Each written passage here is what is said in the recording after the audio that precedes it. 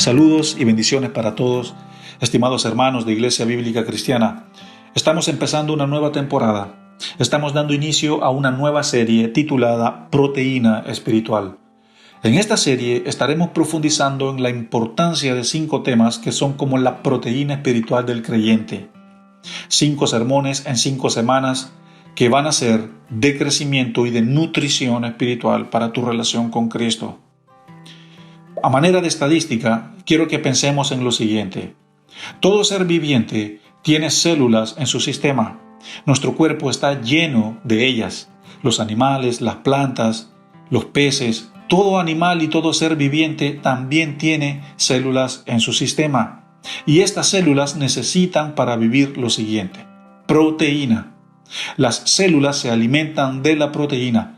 Las proteínas son como mini trabajadores o como mini obreros o como micropuntos que viven adentro de unas pequeñas cápsulas. Y estas cápsulas son las células. Es decir, las células se alimentan de la proteína. Y lo que está adentro de la célula básicamente es el ADN. Y este ADN vive en la sangre también como las células viven en la sangre. Lo que quiero decir es que básicamente en la sangre es donde se encuentra la vida. Y sin proteína en el cuerpo no podemos vivir. Sin las proteínas animales o las proteínas naturales, vegetales, nosotros como seres humanos no podemos vivir. Porque la proteína es uno de los alimentos y suplementos y elementos más importantes para nuestro cuerpo. Y déjeme decirle que así pasa en nuestra vida espiritual. Nuestra vida espiritual necesita de proteína para vivir. Desde luego que la fuente principal de la proteína es Cristo y el Espíritu Santo y también su palabra, pero también hay 5 temas que se convierten en estas proteínas espirituales. Existen 5 ramas que son los temas más principales y fundamentales del Hijo de Dios, del creyente o del cristiano. Y estos 5 temas son la importancia de dejar el pecado, la importancia del arrepentimiento verdadero, la importancia del perdón y de la fe en Jesús, la importancia de saber vivir por la gracia y la importancia de Cristo y el Espíritu Santo en la vida. Nada, absolutamente nada reemplaza estos elementos que se convierten en la proteína espiritual del creyente si el creyente camina en ellos.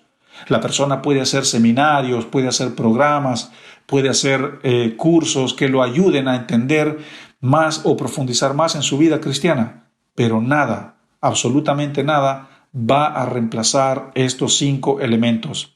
Repito, esto se convierte en la proteína espiritual del creyente. Ahora, vamos a dar inicio al mensaje número 1 y el título de nuestro mensaje es La importancia de dejar el pecado. Esto es una de las primeras proteínas que hacen crecer y hacen alimentarse al creyente de manera poderosa. Cuando el creyente se da cuenta que es muy importante soltarle la mano al pecado en todas las áreas de su vida. Oremos. Señor Jesús, venimos a ti por medio de nuestras oraciones y por medio de este culto, por medio de este servicio. Reconocemos, Señor, que somos pecadores. Reconocemos, Señor, que en la mente, en el corazón y en el espíritu necesitamos proteína espiritual, es decir, necesitamos de Cristo. Necesitamos el obrar y el mover del Espíritu Santo y necesitamos también el pan de vida que es la palabra de Dios. Señor, sin ti no podemos vivir. Tú eres nuestra proteína espiritual. Tú eres quien alimenta y quien llena nuestras vidas. Tú eres quien satisface nuestras vidas. Venimos a ti a través de este culto en adoración hacia ti y queremos pedirte que nos llenes. Queremos ser llenados, queremos ser saciados. Ayúdanos a crecer y a profundizar más en el conocimiento de tu palabra y en el conocimiento de quién tú eres para nosotros. Queremos volver a casa ministrados, llenos de tu espíritu y con ganas de seguir viviendo nuestra fe. Amén. Muy bien, mensaje número 1. La importancia de dejar el pecado. Para esto yo quiero que abramos nuestras Biblias en 1 de Juan capítulo 3, versículo 4. 1 de Juan 3, 4 dice: Todo aquel que comete pecado infringe también la ley, pues el pecado es infracción de la ley. Bueno, hoy en día hablaremos acerca de la anatomía del pecado. El pecado, según el texto, es la infracción de la ley. El pecado es el espíritu de rebelión en contra de Dios. Y esto nos lleva a pensar a la siguiente pregunta. ¿Cuál es el origen del pecado? Bueno, el origen del pecado es el diablo mismo. En Génesis 3, nosotros vemos que Satanás el diablo engañó y tentó a la mujer. Y la mujer también tentó al hombre, es decir, a Adán. Y aquí es donde se produce por primera vez en toda la humanidad y en toda la historia cuando Satanás entra en escena y tienta a los dos seres que fueron creados por Dios. Y acá vemos una serie de conflictos, una serie de cosas que podemos interpretar. La voz de la mujer tentó obviamente al hombre por haber escuchado al enemigo. Después el Señor desciende y les dice, te dije que no comieras de este árbol. Después de eso el pecado entra al mundo. Después de eso la tierra es maldecida. Después de esto ellos fueron expulsados del jardín del Edén, y después de esto también la tierra empezó a producir cardos y espinas, que son las enfermedades, que son todo lo malo que hay en el mundo. Entonces el origen del pecado está en el Génesis, y el origen del pecado es Satanás mismo. Ese es su origen. El diablo hará todo lo posible para que usted llegue al infierno en el que él se encuentra, y hará todo lo posible para hacerle caer y también para tentarle. Usted no es inmune a la tentación simplemente por el hecho de ser cristiano. Escúcheme bien lo que le estoy diciendo. Usted no es inmune, usted no es blindado a las balas del pecado y de la tentación simplemente por el hecho de ser un hijo de Dios. Pasa todo lo contrario. La tentación aumenta más cuando estamos en Cristo. Pero piense usted aquí en lo siguiente: si Jesús mismo, que fue el Hijo de Dios, Él fue tentado, entonces ¿quiénes somos nosotros para pensar de que no vamos a ser tentados? Voy a repetir esto. Si Jesús mismo, que fue el Hijo de Dios, fue tentado por Satanás el diablo, entonces ¿qué le hace pensar a usted que Satanás no lo va a tentar a usted? Hermano, todos sufrimos y pasamos por pruebas y también por tentaciones. ¿Por qué? Porque el diablo quiere y hará todo lo posible para que nosotros como hijos de Dios vivamos y no salgamos del pecado. Cuando Dios abre los cielos para bendecirnos, también el diablo abre el infierno para maldecirnos. Así como nosotros tenemos que conocer el carácter, la naturaleza y los atributos de Dios, así también tenemos que conocer el carácter, la naturaleza y los atributos del diablo. Así como Dios nos ama y nos quiere bendecir, así el diablo nos odia y nos quiere maldecir. El origen del pecado es Satanás el diablo. Y Satanás el diablo es un ser viviente que no anda jugando con las personas. Es un ser viviente que anda provocando y rondeando la tierra, buscando a quien llevarse obviamente al pozo donde Él está. Así como conocemos el amor de Dios para nosotros, así también debemos de conocer el odio del diablo hacia nosotros. Entonces, según Génesis capítulo 3, el origen del pecado es Satanás el diablo. Y él hizo que el pecado entrara al mundo por un hombre, ¿no es cierto? Entró el pecado al mundo que fue por la desobediencia de Adán y de Eva. Pero también más adelante vamos a ver que por un hombre sale el pecado del mundo, que es Jesucristo.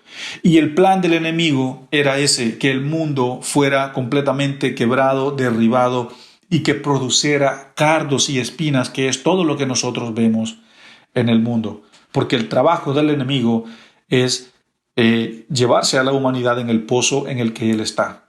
Ahora, la siguiente pregunta: ¿qué es lo que produce entonces el pecado en mí? Si ya dijimos que el pecado es la infracción de la ley. El pecado es el no cumplir la ley de Dios. Esto es muy importante porque toda aquella persona que vive en pecado vive lejos de Dios, está separado de Dios, vive bajo la ira de Dios, y hay un espíritu de rebelión en contra de la ley de Dios. Muy importante que nosotros podamos entender esto. Entonces, ¿qué es lo que produce el pecado en mí? Lo que el pecado produce en mí, primeramente, es la muerte. Estamos hablando de una muerte física, de una muerte espiritual y de una muerte también a nivel de relaciones interpersonales. El pecado es lo que el hombre hace cuando su corazón no está satisfecho por Dios. Atención a lo siguiente, el pecado es lo que el hombre hace cuando su corazón no está satisfecho por Dios o no está lleno de Dios. El pecado produce muerte espiritual, muerte física y una muerte eterna. Romanos 6:23 nos habla acerca de esto, que la paga del pecado es muerte. Todo aquel que en este momento está afuera de Cristo está todavía bajo la ira de Dios. El pecado hace que la persona viva en muerte. Recuerden, estamos hablando acerca de 3 muertes: espiritual, física y eterna. Esto es muy complicado porque hay muchas personas hoy en día que viven de esta manera. El pecado te pide más pecado. Eso es lo que yo quiero que tú entiendas.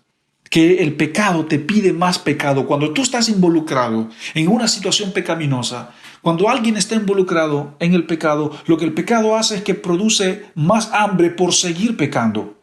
Y el pecado tiene poder. Y ese poder es un ciclo que gira y gira y gira, y no hay nada en este mundo que pueda romper ese ciclo de pecado. No hay nada a nivel físico en este mundo que pueda eliminar, que pueda frenar esa avalancha de nieve que es el ciclo del pecado. Solo una cosa, y es el poder de Cristo, el poder de la cruz, lo que se produjo en la cruz. La resurrección de Cristo y Él en nosotros es lo único que puede romper el poder del pecado en nosotros. Y el problema también es que aquella persona que vive en pecado no tiene miedo de hacer lo malo. No tiene miedo de serle infiel a su esposa, no tiene miedo de robar, no tiene miedo de estar involucrado en corrupción, no tiene miedo de estar involucrado espiritualmente o físicamente o sexualmente, ya sea con mujeres, con hombres, con lo que sea. El pecado hace que las personas no tengan miedo de hacer lo malo, es decir, no existe el temor de Dios en las personas. El pecado también hace que no nos importen lo que los demás piensan.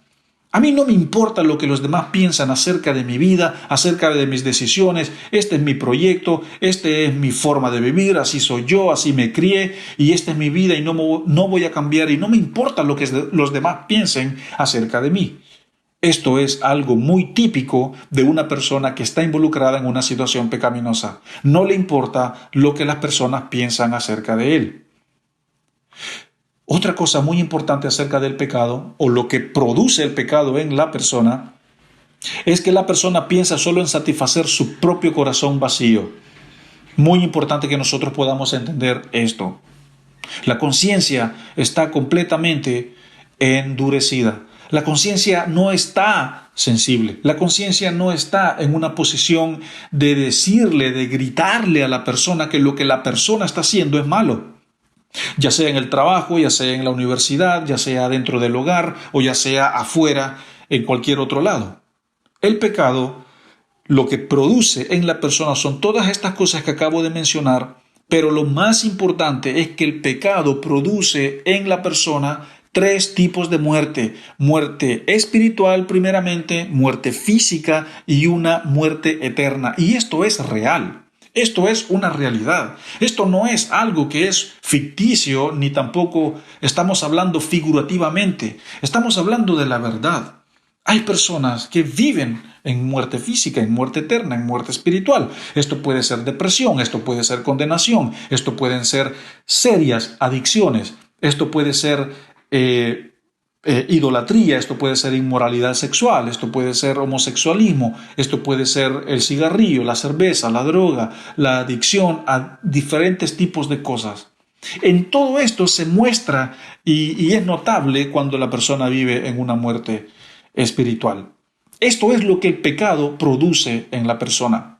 El pecado aleja a la creación del Creador. Entonces, esto nos lleva a nuestra tercera pregunta. El pecado me separa de Dios. ¿Qué quiero decir con esto? Que cuando una persona está involucrada en una situación pecaminosa, pierde la comunión con Dios y pierde la comunión con el prójimo. Es decir, una persona que está en pecado, esa persona camina solo. Esa persona quiere hacer las cosas solo, siempre detrás de la mesa, siempre detrás de la puerta, siempre detrás de la casa, siempre por debajo de la alfombra, siempre evadiendo la ley, siempre evadiendo la luz, siempre evadiendo la claridad, la transparencia, siempre por detrás, siempre en la oscuridad. No hay comunión con Dios, no hay comunión con el prójimo. El pecado separa, el pecado destruye, el pecado provoca muerte. Ahora, algo muy importante cuando una persona está involucrada en el pecado es la condenación. La condenación. Y es decir, que esta persona desde que se levanta hasta que se vuelve a dormir de regreso en la cama, vive una vida de condenación. Esta persona vive una vida de tensión, una vida de miedo, una vida de que según él todos saben lo que él está haciendo, pero eso es simplemente su propia condenación que le está carcomiendo los huesos, que le está carcomiendo la conciencia y el corazón. Eso es vivir en condenación, cuando la persona está completamente viviendo en ese nerviosismo, en ese temor, en esa persecución que la genera el mismo pecado y todas las puertas que están abiertas a nivel espiritual para que la persona viva en esa condenación. Vivir en condenación es vivir en muerte. Vivir en condenación es vivir en esterilidad. Vivir en una vida completamente que no va a dar ningún tipo de fruto. Después de eso viene la vergüenza, y es el hecho de que la persona se avergüenza de todo lo que ha hecho y siente vergüenza delante de los demás y siente vergüenza también delante de su familia, delante de sus amigos, y vivir en vergüenza es como vivir detrás de unas rejas, es como vivir detrás de la cárcel, es como vivir en la prisión. Vivir en vergüenza no es disfrutar de la vida. Después de la vergüenza viene la culpa, que es ese peso de culpabilidad que hay en el corazón por todo lo malo que se ha hecho. Y déjeme decirle que no hay nada físicamente hablando en este mundo que pueda lavar la culpa, que pueda remover la culpa. Si usted se hace un tatuaje en su piel, usted se va a dar cuenta de que por lo menos últimamente con la tecnología existe algo que pueda borrar ese tatuaje. Pero la culpa no. La culpa que usted siente en su corazón es como algo pesado que no lo deja vivir, que no lo deja ser libre, y no hay nada que pueda lavar y quitar esa culpa a no ser la obra de Jesús en su vida. Y esto produce una serie de cosas, desencadena un montón de cosas, como la persona viviendo en amargura y en enojo. La persona vive en ese enojo por todo. Unas expresiones faciales que no se pueden describir, que no se pueden entender. La persona vive enojada, frustrada, en amargura, en el hogar, afuera del hogar, donde quiera que vaya. No hay gozo, no hay alegría, no hay vida en la vida de esa persona. Lo único que hay es rabia, enojo, rabia y enojo. Y eso lleva al dolor. El dolor es algo que también las personas tratan de aliviarlo, de sacarlo, de evadirlo. Y allí es donde algunos lo hacen metiéndose más profundo en sus adicciones, metiéndose más profundo en sus relaciones ilícitas, metiéndose más profundo con las drogas, metiéndose más profundo con las adicciones, metiéndose más profundo en los problemas de carácter, y así se hace todo lo posible por evadir este dolor que pesa, que es producido por el pecado. Y cuando la persona vive en ese dolor, que es una posición de muerte, pasa a la miseria, pasa a la tristeza. No hay progreso en todo y tampoco en nada de lo que esa persona hace. No progresa. Pareciera que todo lo que la persona toca, todo lo que la persona hace, se destruye. No progresa. No hay bendición en el hogar, hay tristeza en el hogar, no hay abundancia en el hogar, hay miseria, hay discordia, hay conflictos. La persona vive en muerte, esa es la muerte física. Cuando la persona vive en dolor, cuando vive en esta tristeza, en esta miseria, Y por supuesto, esto es lo que separa de Dios a la creación. Si nosotros pensamos en el hijo pródigo, cuando el hijo pródigo vendió todo lo que tenía y derrochó todas sus riquezas y la herencia del padre, él vivió de esta manera, allá viviendo en el corral con los animales, en medio del excremento, en medio de los cerdos, viviendo como ellos, no comiendo bien, no durmiendo bien, viviendo en condiciones completamente críticas. Vivía en esto, había perdido la comunión con Dios, había perdido la comunión con sus hermanos. El hijo pródigo vivía en condenación, vivía en vergüenza allí en medio de ese corral, vivía en esa culpa y enojado porque había derrochado toda su herencia y también una mezcla de dolor con tristeza dentro de su corazón, y vivía una vida completamente miserable, es decir, en muerte física, espiritual y también eterna.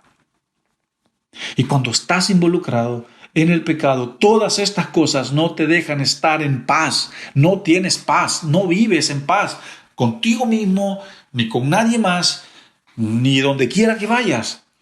Y te sientes lejos, te sientes solo, te sientes vulnerable y te sientes sensible y delicado. Y eres presa fácil, eres alimento, eres carne para el enemigo. Y es allí donde el enemigo hace y hace y hace. Es allí donde el enemigo destruye, donde el enemigo hace su obra en la vida de las personas.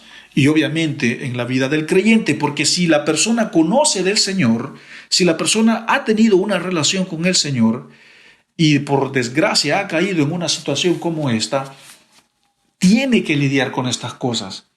Pero hermanos, esto es lo que el pecado produce en la vida de una persona, especialmente si aquella persona es creyente. Repetimos, el origen del pecado es Satanás mismo. Y él va a hacer todo lo posible, absolutamente de todo, para que usted llegue al infierno en el que él está. Entonces, ¿qué es lo que produce el pecado en mí? Era nuestra segunda pregunta. Dijimos que el pecado pedía más pecado, que el pecado hace que no haya temor de Dios, que no haya temor de hacer lo malo. El pecado hace que no le importen a las personas lo que los demás piensen acerca de ella. Y también dijimos que el pecado, nuestra tercera pregunta, separa de Dios. El pecado hace que perdamos nuestra comunión con Dios y también con el prójimo, y vivimos en una vida de dolor, en una vida de miseria, de vergüenza, de culpa, de enojo, de tristeza, y en una vida de muerte física, espiritual y eterna. Ahora, para entrar en aplicación, ¿cómo salimos? ¿Cómo salgo yo del pecado? Y para esto tenemos un versículo muy poderoso que está en Santiago capítulo 5, versículo 16. Dice: confesados vuestras ofensas los unos a los otros y orad los unos por los otros para que sean sanados, porque la oración eficaz del justo puede mucho. Hermanos, aquí si hay una palabra, si hay un título que le podemos mencionar o poner a este versículo, es la confesión. No estamos hablando de la confesión que practica el catolicismo, de ir y voy a confesar, y no hay un arrepentimiento genuino y verdadero detrás de eso. Estamos hablando de una confesión que al momento de sacar lo que hay adentro de nosotros le estamos dando la libertad y el poder a Dios para que Él obre en nosotros. Nosotros mismos estamos saliendo de la oscuridad para pasar a la luz. Y una vez que nosotros estamos en la luz, el Señor, por medio de Cristo y el Espíritu Santo, tiene poder para obrar en nosotros. Pero tiene que haber ese paso, se tiene que dar el paso de la confesión. Cuídese, hermano, de no vivir con pecado oculto. Cuídese de no vivir en esas cosas que a lo mejor solo usted sabe. ¿Por qué? Porque los demonios se alimentan del silencio. Los demonios y el diablo comen, tragan, se alimentan y se fortalecen del silencio. Cuando Cuando usted está calladito, cuando usted sabe lo que ha hecho y no lo confiesa y no lo saca de su interior, los demonios se alimentan de eso, el diablo se alimenta de eso y él cobra más fuerzas y es allí donde él hace su obra en usted. Y es allí donde el ciclo y el poder del pecado no pierde su fuerza porque no hay nada que le dé entrada a Cristo para que Cristo lo pueda romper.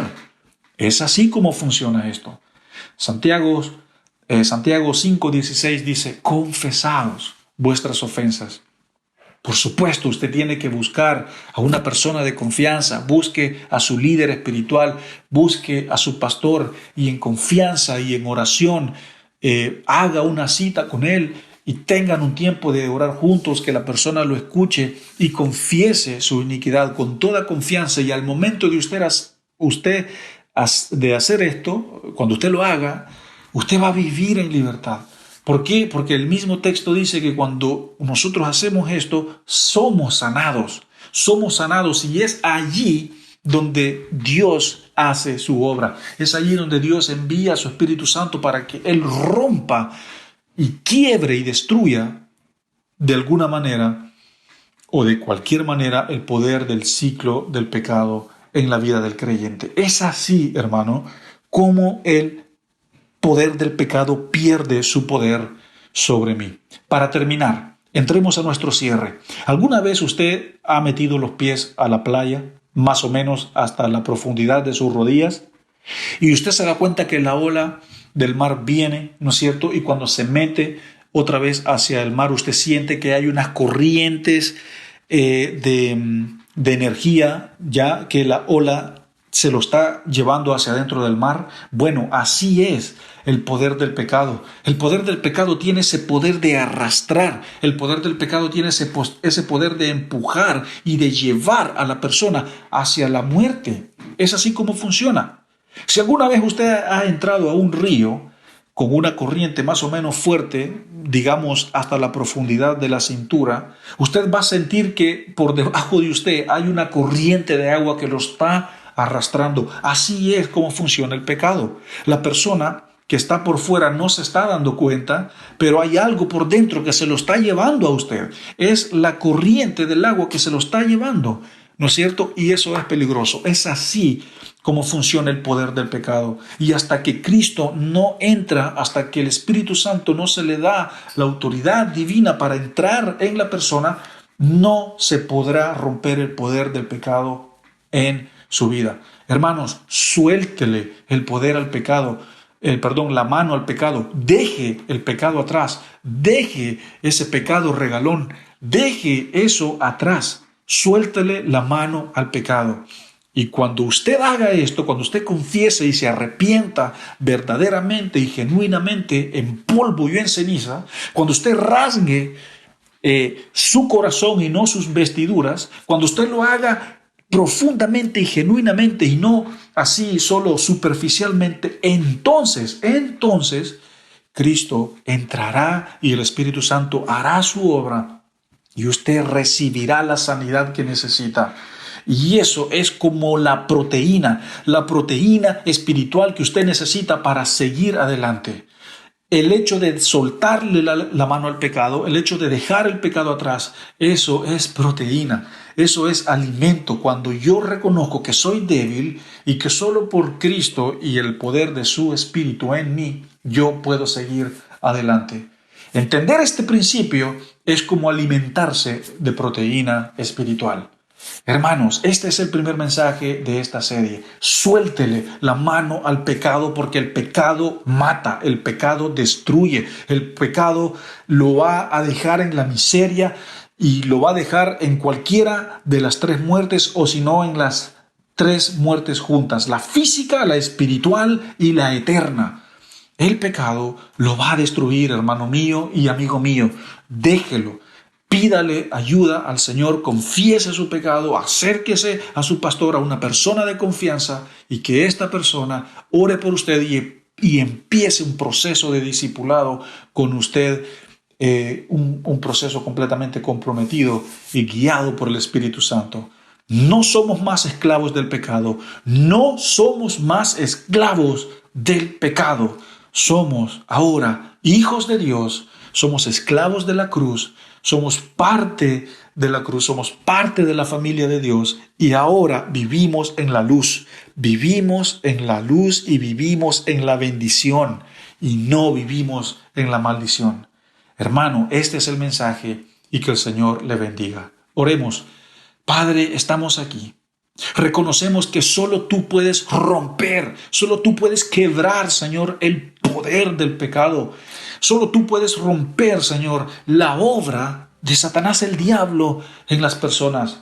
Si hay alguien acá que está luchando con una situación pecaminosa, dale la convicción para confesar y abrir el corazón y para que la sanidad pueda entrar, Señor, y para que el poder del pecado se pueda romper y la comunión pueda volver, Señor, entre la creación y el Creador. Hay alguien que se está preguntando quizás que por qué durante tantos años no puedo avanzar, no puedo progresar, todo lo que hago me sale mal. Examine su corazón, vea hacia adentro y mire qué es el pecado que está afectando y que está impidiendo su crecimiento espiritual. Señor, ayúdanos a soltarle la mano, Señor, al pecado. Ayúdanos a vivir, Señor, cerca de ti, con el temor de Dios y una vida gobernada por Cristo y guiada por el Espíritu Santo. Queremos agradarte, queremos caminar en bendición, queremos caminar en obediencia, queremos caminar, Señor, en el temor de Dios, en todas las áreas de nuestras vidas, no solo en una, sino en todas, Señor. Oramos, Señor, oramos por sanidad, Señor, en la confesión, en soltar, Señor, también la mano, Señor, al pecado que nos destruye. Edifícanos y que este tema sea como una proteína, Señor, espiritual en nuestra relación contigo. En el nombre de Jesús. Amén. Hermanos, que el Señor les bendiga y nos estamos viendo la próxima semana en el mensaje número 2 de nuestra serie Proteína Espiritual. Bendiciones. Recuerda suscribirte a nuestro canal y activa las notificaciones para que no te pierdas ninguno de nuestros sermones.